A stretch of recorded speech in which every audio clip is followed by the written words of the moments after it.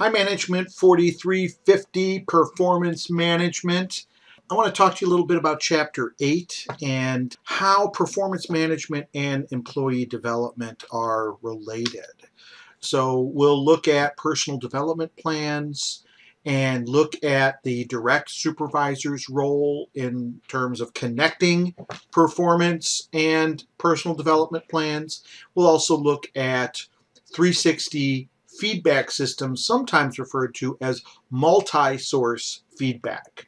So when we think about the professional development plan process, there are multiple stakeholders. Of course, there are the employees, and they have to be part of this process of developing their own development plan. I think traditionally, employees largely direct their own employee development. It's one of, them finding opportunities, being given the time or the resources.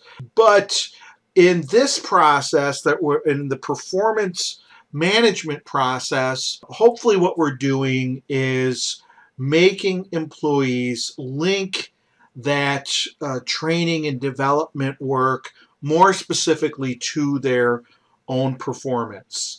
And in that sense, it is the role of managers to help guide the process of development, to connect it to performance management, which is connected to a person's job and the strategy of the organization and the strategic implications that it has for the department that the person works in.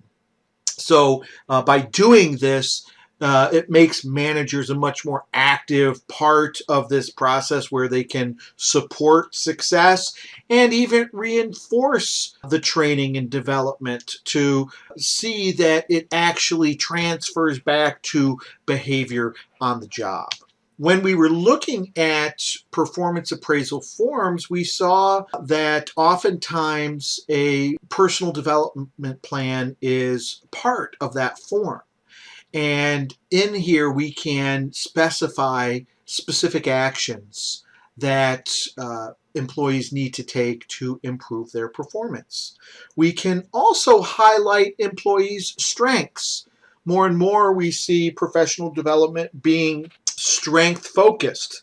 That suggests that people have more room and are more motivated to develop in those areas where they have existing strengths.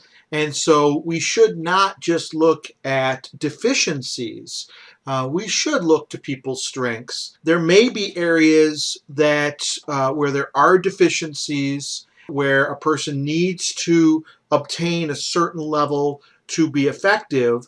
And so both areas, both strengths and opportunities of improvement, can be areas where we focus development plans. So the personal development plan answers questions about how over the course of the next year can I continue to learn and grow? How can I do better in the future? How can I avoid performance problems that I have experienced in the past? Now, these are some of the major components of personal development plans: the plan objectives, the content of the plan, and specific developmental activities that will be undertaken to achieve those objectives. The overall objective of a professional development plan is to encourage continuous learning, to focus on areas for performance improvement, and to give opportunities for personal growth to make work more meaningful. When we look at specific objectives for development plans, sometimes they're looking at specific areas where performance can be improved in the current job. But also we shouldn't ignore areas where performance needs to be sustained. Performance can vary over time, and even in those areas where people are meeting or exceeding expectations, we want them to sustain that level of performance, and professional development might be needed to maintain that level of motivation. We also should think about how to prepare employees for advancement and how to enrich the employee's work experience, to make them engaged in the work that they're doing. Now, the content of a development plan should, of course, have objectives or goals. And so that should focus on skills or knowledge. In addition, we need to have a timeline.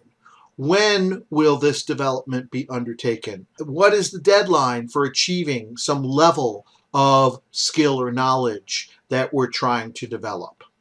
Also, we need to think about the how of professional development. What resources are needed? Is there time off that is needed? Does there need to be a course that is delivered? Are there specific strategies that can be undertaken? Might this involve coaching? Might this involve online learning?